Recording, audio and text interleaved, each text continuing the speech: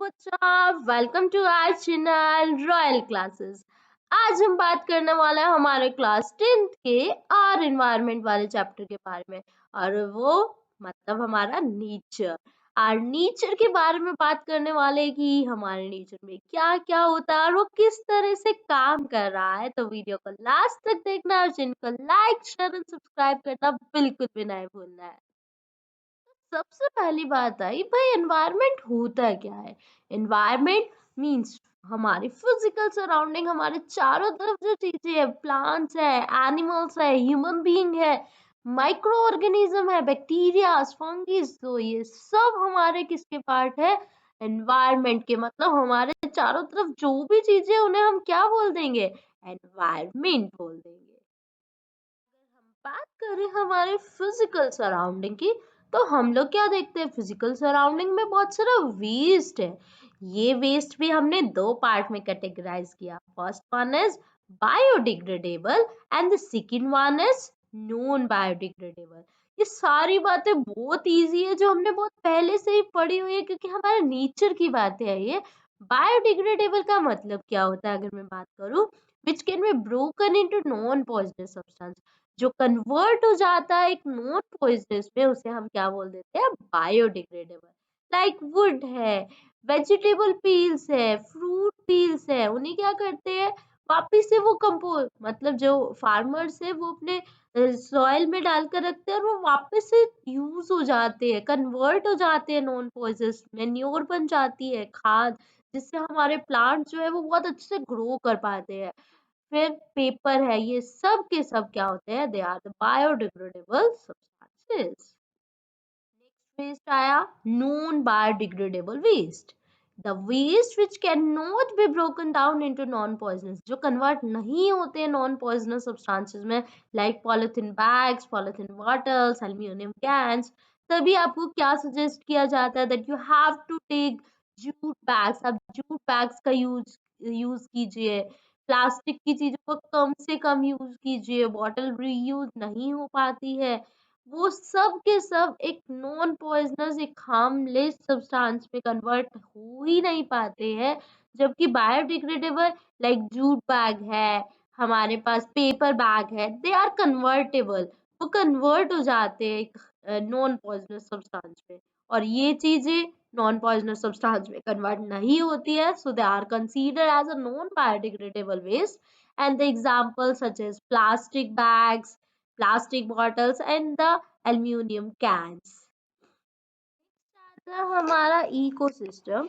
Ecosystem में basically क्या है, हमारे जो भी एनवायरनमेंट में सारी चीजें हैं, लाइक बायोटिक चीजें हैं, एबायोटिक चीजें हैं, ट्रीज, हमारे प्लांट्स, हमारे फंगीज, हम लोग, बैक्टीरियाज, हमें सैंड मिली हुई है नेचर से, लैंड है, सन है, बर्ड्स है, स्काई है, they all are considered as a ecosystem. मतलब हमारे चारों तरफ का जो सराउंडिंग है, that surrounding is known as ecosystem. Basically ecosystem क्या आया, ecosystem is a self contained unit. एक सेल्फ कंटेन्ड यूनिट है, मतलब उसके अंदर बहुत सारी चीजें हैं, बायोटिक एंड एबायोटिक। अब बताइए भाई, बायोटिक ही क्या होता है, हमें तो यही नहीं पता है। Biotic means living things, plants, animals, fungus, bacterias, protista, we are human being, they are all considered as a biotic. And abiotic हमारे पास क्या होता है, लैंड है, सॉइल है, एयर है, वाटर, मिनरल्स, ये सब के सब किसमें कंसीडर होते हैं, they are the abiotic component. और जब इन्हीं दोनों को आपस में मिला देते हैं, दे यूज ईच अदर, हम लोग प्लांट्स का यूज कर रहे हैं, वाटर का यूज कर रहे हैं, सॉइल का यूज कर रहे हैं, और एयर, लाइट, मिनरल्स, मतलब we are interdependent on each other. हम सब चीजें एक दूसरे पर डिपेंड कर रही है, और इसी पूरे सिस्टम को हम लोग क्या नाम दे रहे हैं, इकोसिस्टम। नेक्स्ट आया, जो हमारे बायोटेक कंपोनेंट्स होते हैं, उनके अंदर भी फर्दर पार्ट होते हैं, like producers, consumers and the decomposers. Producer जो अपना खाना बना रहे हैं, दैट मीन्स प्लांट्स। प्लांट्स ऐसे होते हैं जो अपना खाना बना रहे हैं, so they are considered as a producer because it produces the food. And the last second one is consumers. Consumer means which consumes the food, which takes the food from the producers. Producers are plants. So plants से जो अपना खाना ले रहे हैं, like हमारे पास हमारी figure में दिखाया हुआ टाइगर है, रैबिट है, माउस है, कैट है, मतलब सब लोग अपना खाना जो है वो प्लांट से ले रहे हैं. So they are considered as a consumer. Maybe directly, maybe indirectly. फिर बात आई डीकम्पोजर्स की. डीकम्पोजर्स क्या होते हैं? Which depends on the dead and decaying plants. इन सब पे जो डिपेंड करते हैं, they are considered as a decomposers. Okay, बात हमने की अबाउट द कंज्यूमर्स. कंज्यूमर्स की जब हम बात की तो ये 3 पार्ट्स में डिवाइड हो गया. Consumer means which consumes the food from plants. But कई क्या कर रहे हैं? डायरेक्टली ले रहे हैं. कई कहेंगे हम तो प्लांट्स खाते ही नहीं है, we are not consumers. But they are consumers because they depend directly or indirectly on the plants. Directly or indirectly we are depend on the plants. So we categorize the consumers: herbivorous, carnivorous, and the omnivorous. Herbivorous means which eat only plants. जो सिर्फ plants खा रहे हैं, like हमारी काऊ है, हमारे giraffes है, हमारे डियर्स है, ये देखो ये सब क्या कर रहे हैं? सिर्फ ग्रास ईटिंग है, plant eating है. So they are considered as a herbivorous. Second one are carnivorous. Carnivorous means which depends on the like जो डिपेंड कर रहा है एनिमल्स पे, है ना. तो फिश, फिश मतलब टाइगर हो गया, ये सब लेपर्ड, पोलर बियर, तो ये सब क्या करते हैं? They eat the flesh of the animals. तो वो एनिमल्स क्या खा रखे होते हैं? प्लांट्स. तो वो इनडायरेक्टली किसके ऊपर डिपेंड कर रहे हैं? प्लांट्स के ऊपर. Next one are omnivorous. Omnivorous जो दोनों चीजें खा लेते हैं, प्लांट्स भी खा लेते हैं और एनिमल्स के भी खा लेते हैं, लाइक ह्यूमन बीइंग है, सब कुछ खाते हैं, डॉग है, सब कुछ खाते हैं. ठीक है, डिपेंड्स ऑन यू कि आप खाते हैं नहीं खाते, but all human beings are considered as a omnivorous. ठीक है, तो हमने 3 पार्ट्स में कैटेगराइज किया: herbivores, carnivores and the omnivorous. Next आया हमारे पास अबाउट द डीकम्पोजर्स. तो डीकम्पोजर्स माइक्रो ऑर्गेनिजम्स है, क्योंकि वो बहुत ज्यादा छोटे हैं और वो बेसिकली कर क्या रहे हैं? कॉम्प्लेक्स, जो भी हमारा कॉम्प्लेक्स चीजें हैं उनको कन्वर्ट कर रहे हैं किसके अंदर? सिंपलर चीजों में. तो बेसिकली डीकम्पोजर्स भाई बहुत जरूरी है. क्यों? क्योंकि कोई भी हमारा कूड़ा है, कोई भी वेस्ट है, उन सबको क्लीन कर रहा है, उन सबको कन्वर्ट कर रहा है सिंपलर सब्सटेंस में कौन? हमारे डीकम्पोजर्स. हमें कुछ नहीं करना है, they are the nature gift for us. वो अपने आप से क्या करते हैं? उसे कन्वर्ट कर देते हैं. और वो किस काम में आते हैं? As a cleansing agent of the environment. Environment को बिल्कुल क्लीन कर देते हैं डीकम्पोजर्स.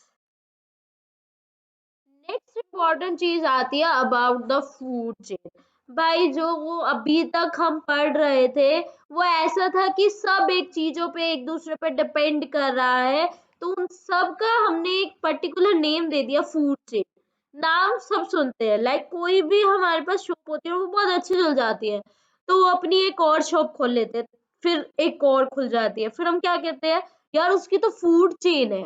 मीन्स कि एक ने ही अपने आगे आगे आगे आगे आगे आगे क्या कर रखे है? फ्रेंचाइज खोल रखी है. तो सेम थिंग यहाँ पर है हमारे पास फूड चेन. फूड चेन क्या है? It is a sequence. Food chain is a sequence. किसकी सीक्वेंस है? एक लिविंग ऑर्गेनिज्म में, जिसपे एक कम्युनिटी दूसरे पे क्या करती है? डिपेंड करती है. एक उसको खा लेती है, फिर उसको कोई और खा लेता है. Like we have a figure. In figure हमें दिखा कि भाई सन है, सन से एनर्जी ली प्लांट्स ने, ठीक है, वाटर की हेल्प से उन्होंने अपना खाना बनाया. सो दे आर द प्रोड्यूसर्स. अभी कौन आएंगे? सबसे पहले आए ग्रास होपर. ग्रास होपर जो है वो हार्बीवोरस है, आके प्लांट खा लेंगे, तो they are the primary consumers. अब ग्रास होपर फ्रॉग क्या करता है? भाई कार्निवोरस है, तो वो आकर क्या करेगा? ग्रास होपर को खा लेगा. अब grass hopper is a secondary consumer, क्योंकि उसने किससे लिया है, एक कंज्यूमर से ही लिया है, so they are considered as a secondary. फिर क्या हुआ, अब फ्रॉग भी छोटा था, माइक्रो ऑर्गेनिज्म है, फ्रॉग को स्नेक ने खा लिया।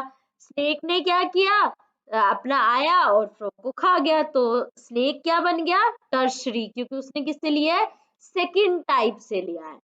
फिर अब स्नेक को कौन खा सकता है, हॉक। तो हॉक ने क्या किया, they are the final consumers. उन्होंने अब सबसे पहले स्टार्टिंग कुछ थी, दे होप जो है इनडायरेक्टली डिपेंड किस पे किया, प्लांट्स पे किया, पर उसने फूड अपना किससे लिया, स्नेक से लिया।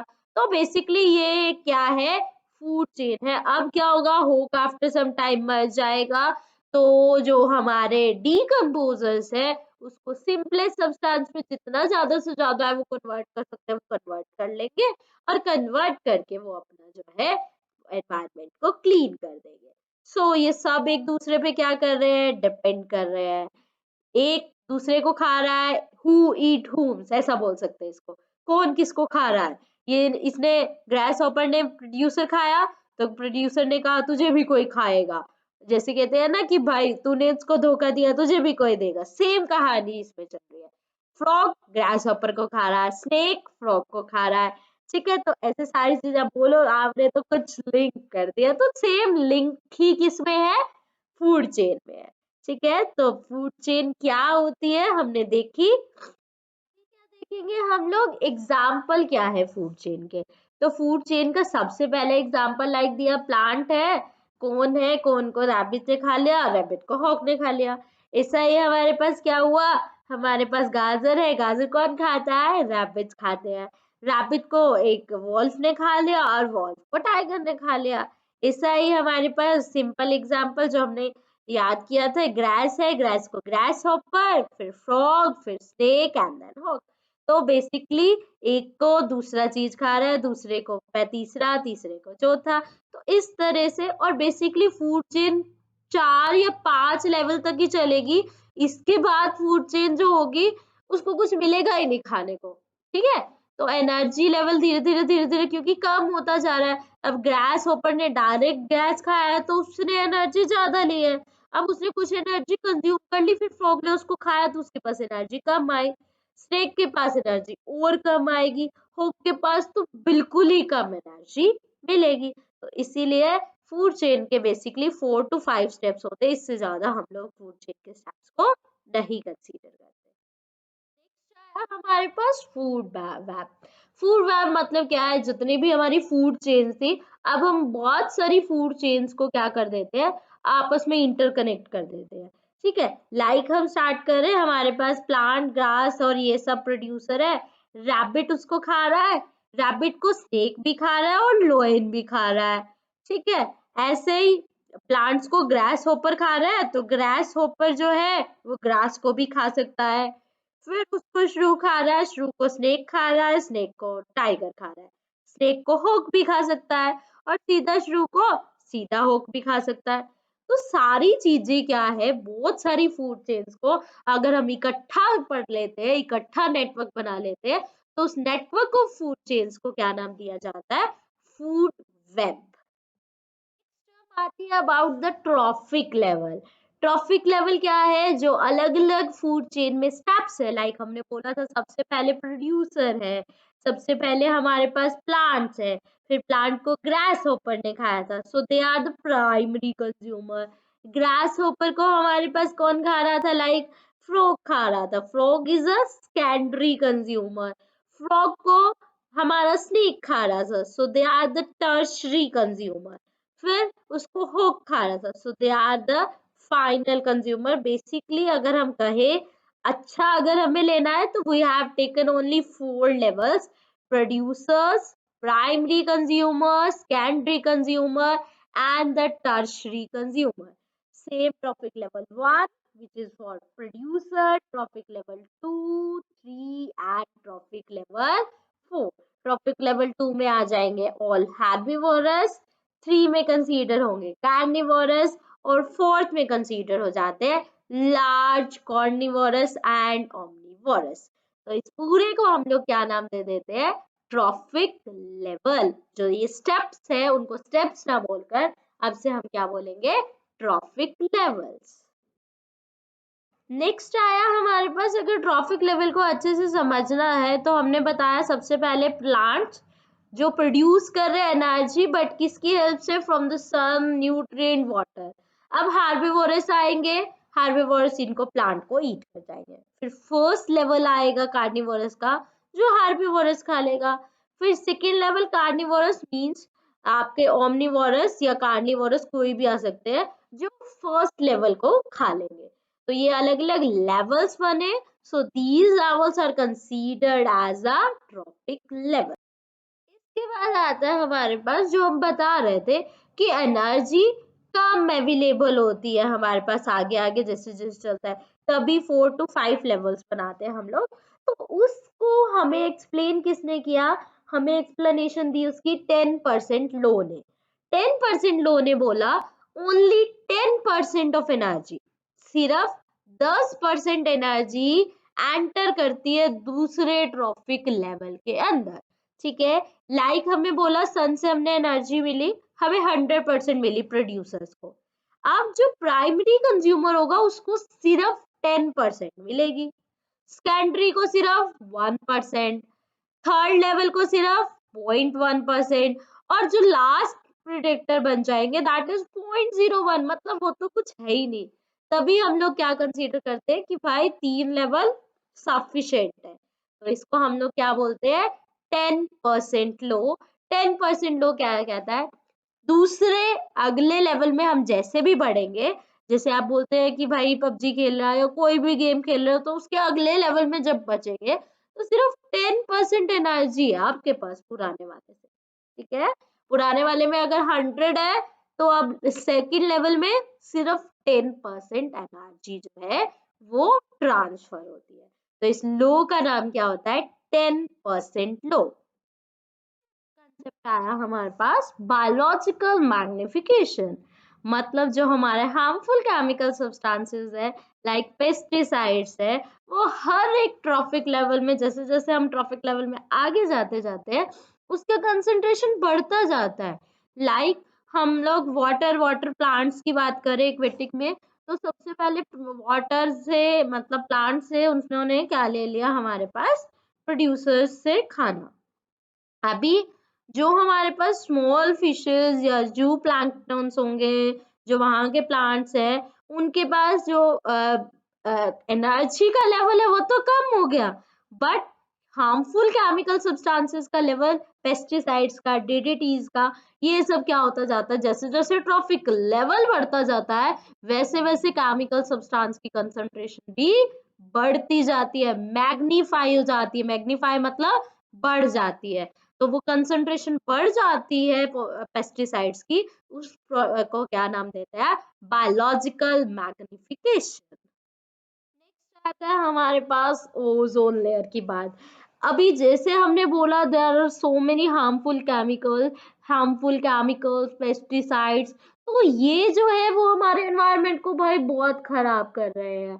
सबसे मेन बात भाई, अगर ये जो है लाइक हमारी ओजोन लेयर है, ozone is a O3 molecule, तो वो ओजोन लेयर हमारे लिए एग्जिस्टेंस के लिए अर्थ पे सबसे इम्पोर्टेंट चीज है अगर हम बोले, क्योंकि ये क्या कर रही है, जितनी भी यूवी रेज है जो सन से आ रही है उनसे हमें बचा रही है। अगर यूवी रेज हमारे पास आ गई तो बहुत ज्यादा डेंजर हो जाएगा, लाइक हमारी आईज, हमारे रेस्पिरेटरी डिजीजेस ऑलमोस्ट सबको हो जाएगा। तो भाई मतलब जीना ही मुश्किल हो जाएगा, इतना इतना हीटअप हो जाएगा अर्थ कि हम लोग रह ही नहीं पाएंगे।